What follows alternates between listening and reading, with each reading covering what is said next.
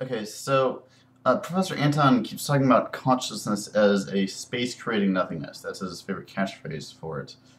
Um, and it could be I'm misinterpreting what he's saying, but let me try and take a stab at it. I mean, it seems like he's talking about consciousness as this kind of container, which is that's a kind of neo-Cartesian view, I would say, of the consciousness as like something that receives the world, a nothingness that kind of the world flows into it, so to speak. Um, and like it kind of also is reminiscent of John Locke's idea of the tabula rasa.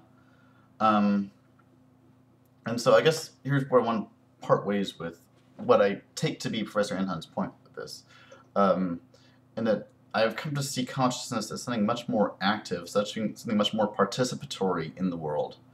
Um, I know Professor Anton, I know you've read Varela and Maturana and familiar with the whole inactivist paradigm.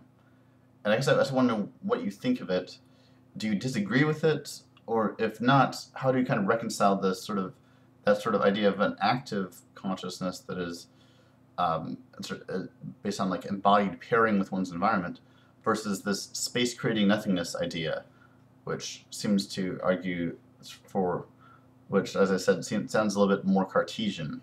Um, it seems to me like there's kind of a contradiction between these 2 points, and I don't know, maybe the inactivist paradigm is wrong, but it makes imminent sense to me that consciousness is not so passive as we like to assume.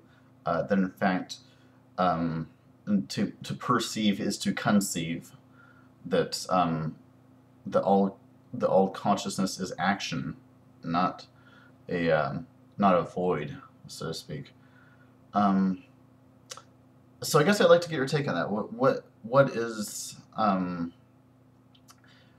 how do you kind of account for the sort of active aspect of consciousness, or do you think that consciousness is as passive as people often assume it to be?